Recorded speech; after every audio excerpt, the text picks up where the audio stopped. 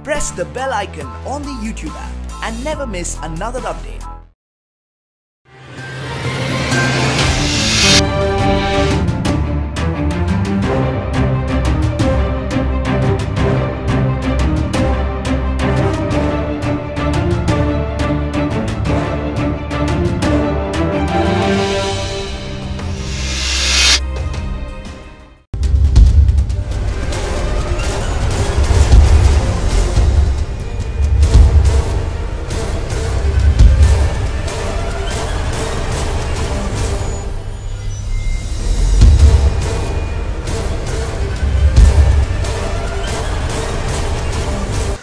नमस्कार, समर्थन लाईव्ह मध्ये आपलं सर्वांचं स्वागत. मी नवनाथ गुरव. आज आपण राष्ट्रवादी काँग्रेसचे जिल्हाध्यक्ष सुनील भुसारा यांच्याशी जव्हार मोखाड्यातील दुष्काळाच्या प्रश्नाबाबत चर्चा करणार आहोत. जव्हार मोखाड्यातील दुष्काळाची दाहकता दिवसेंदिवस वाढत आहे. जव्हारमध्ये मोखाड्यामध्ये जो दुष्काळ भेडसावतोय त्याबाबत सुनील भुसारा यांनी शिमगा नावाचं आंदोलन केलं. या आंदोलनात सर्व पक्षाचे नेते एकत्र आले, शेतकरी सहभागी झाले. यानंतरही शासनाने जव्हार मोखाड्यातील दुष्काळाच्या प्रश्नाकडे लक्ष दिलं नाही. आज आपण राष्ट्रवादी काँग्रेसचे जिल्हाध्यक्ष सुनील भुसारा यांच्याशी जव्हार मोखाड्यातील दुष्काळाच्या प्रश्नावर चर्चा करणार आहोत. जव्हारमधील दुष्काळाची नेमकी परिस्थिती काय आहे, या परिस्थितीत शेतकऱ्यांना काय समस्या भेडसावते, जनावरांची काय परिस्थिती आहे, पिण्याच्या पाण्याची काय स्थिती आहे, चाऱ्याची काय परिस्थिती आहे, आपण थेट याबाबत सुनील भुसारा यांच्याशी चर्चा करू. जव्हार मोखाड्यामध्ये दुष्काळाचा जो प्रश्न आहे नेमकी काय परिस्थिती आहे? पालघर जिल्ह्यामध्ये दुष्काळ जाहीर करावा अशी सातत्याने मागणी राष्ट्रवादी काँग्रेस पक्षाच्या माध्यमातून काँग्रेस मधल्या काळामध्ये शिवसेनेसुद्धा सोबत आमची होती. मोखाडा तालुक्यामध्ये जनतेकडून मागणी होती की संपूर्ण राज्यामध्ये कर्जमाफी होत आहे आणि झाल्यानंतर दुष्काळ जाहीर करावा अशी मागणी सगळ्यांकडून सातत्याने झाली. आम्हाला अपेक्षा होती की 15 डिसेंबरपर्यंत ती होईल, परंतु शासनाची यादी आल्यानंतर त्या यादीमधून पालघर जिल्हा, त्यामधला फक्त पालघर आणि विक्रमगड आणि तलासरी हे 3 तालुके फक्त घेतले आणि वाडा, जव्हार, मोखाडा, डहाणू, वसई ग्रामीण त्या ठिकाणी पूर्णतः त्यातून वगळले. त्यामुळे या सरकारकडे जी अपेक्षा होती ती फोल ठरली शेतकऱ्यांची की काहीतरी दिलासा या निमित्ताने शासनाकडून मिळेल.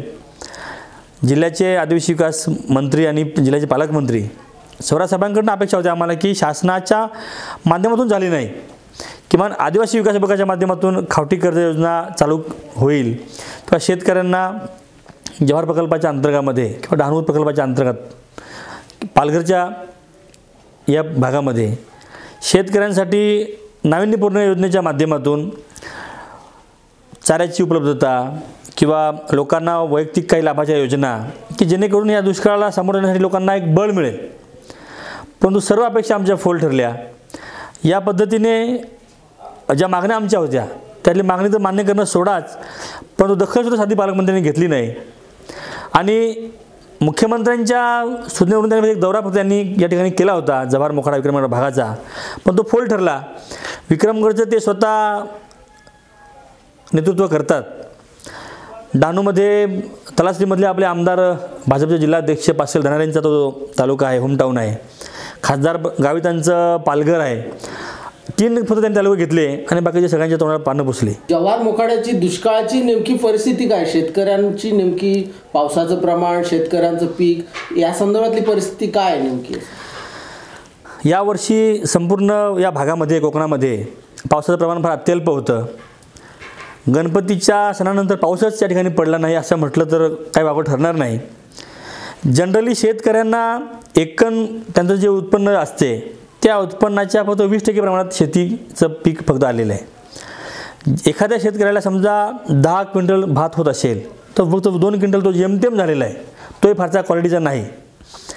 शेतकरी माणूस हा त्या एकूण उत्पादनातलं एक 20% जे भात ते स्वतःच्या उपजीविकेसाठी ठेवतो, कुटुंबाचं पालनपोषण करण्यासाठी, आणि एक 50% ते बाहेर बाजारामध्ये व्यापाऱ्याला किंवा महामंडळाला जो देत असतो त्यातून त्याला 2 पैसे मिळतात.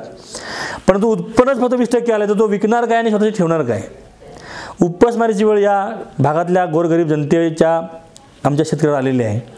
आणि म्हणून आम्हाला अपेक्षा होती की शासन काहीतरी करेल की जेणेकरून या अशा अतिशय वाईट परिस्थितीमध्ये शासनाच्या माध्यमातून गोरगरीब जनतेला काहीतरी दिलासा मिळेल. मुख्यमंत्र्यांना खूप अपेक्षा होत्या, त्यांनी खूप मोठी त्याने घोषणा केल्या, परंतु त्यांच्या घोषणेमध्ये आमच्या या भागाचा त्यांना विसर पडला आणि आमचा माणूस अक्षरशः आज देशोधडीला लागलेला आहे. आपण दुष्काळाच्या प्रश्नावर एक शिमगा करण्याचा आंदोलन केलेलं आहे. त्या आंदोलनाचे पुढे काय परिणाम झाले? त्याचं आम्ही ते आंदोलन त्यासाठीच केलं की जेणेकरून सरकारला जाग येईल. कारण 15 डिसेंबर जवळ होती, आम्हाला वाटलं की आमचा समावेश त्या ठिकाणी होईल, परंतु ज्या आम्हाला अपेक्षा होत्या, आम्हाला जे माहिती होतं की हे त्या ठिकाणी आपल्या म्हणण्याप्रमाणे त्यांनी भेदभाव केलाच, तो पक्षी असेल किंवा त्यांचं श्रेय घेण्यासाठी असेल, आणि यांनी आमच्या तालुक्यात त्यांनी त्या ठिकाणी पूर्णपणे डावललं. आणि अक्षरशः आज आमच्या लोकांना उपासमारीची वेळ आलेली आहे की मंत्रीसाहेबांच्या माध्यमातून नको आम्हाला शासनाचा दुष्काळ जाहीर त्यांनी केला असेल, परंतु आदिवासी विकास विभाग जो त्यांच्या हातामध्ये आहे, त्यांचं स्वतःचं खातं आहे, त्या माध्यमातून खावटी कर्जाची योजना ते करू शकत होते, चालू करू शकत होते, जेणेकरून शेतकऱ्यांना थोडाफार दिलासा मिळेल. आदिवासी विकास विभागाचा जो भाग आहे, प्रकल्पस्तरीय जे कार्यालय आहेत, डहाणूला आहे, जव्हारला आहे, नाविन्यपूर्ण योजना एक स्कीम आहे की जे सर्वसामान्य माणसाला त्याला जीवनावश्यक वस्तूंचा पुरवठा करू शकतात. ते त्यांनी करायला हवं, ते त्यांनी केलं नाही. आम्ही मागणी शासनाने करतोय, पण आम्हाला वाटतं की त्यांचं म्हणणं कुठेतरी ऐकलं जात नाही किंवा त्यांच्या मनामध्ये येत नाही किंवा त्यांना काम करू दिलं जात नाही, असं एक चित्र या संपूर्ण राज्यामध्ये आज आदिवासी विकास विभागाच्या बाबतीमध्ये आहे. दुष्काळाच्या प्रश्नावर शासकीय अधिकाऱ्यांची जी पाहणी अहवाल आहे, तो पाहणी अहवाल काय म्हणतो, त्या संदर्भात आपण काय सांगाल? पाहणी अहवालामध्ये 50% आणेवारीचा विषय होता. तो शासन स्तरावर कृषी विभाग असेल, शेतकी विभाग, कृषी विभाग असेल, महसूल विभाग असेल, या दोन्ही विभागांनी अतिशय चांगले त्यांनी पाहणीचे दौरे केले, त्याचा अहवाल दिला. आणेवारी पण आम्हाला बऱ्यापैकी वाटली की चांगली होईल, लोकांना त्याचा काही दिलासा मिळेल. अधिकाऱ्यांची मानसिकता आहे असं दिसते एकंदरीत, परंतु शासनाची किंवा जे सत्ताधारी आहेत त्यांची मानसिकता या ठिकाणी आम्हाला दिसून आली नाही. ती त्यांनी दिसून न दाखवता कृतीतून दाखवली आम्हाला डावलल्यामुळे, असा माझा थेट आरोपच या ठिकाणी पालकमंत्र्यांवर आहे. जव्हार आणि मोखाडा या 2 तालुक्यांना दुष्काळग्रस्त म्हणून सवलत न देण्यास किंवा दुष्काळग्रस्त म्हणून घोषित न करण्यात पालकमंत्र्यांचं काय राजकारण असू शकतं?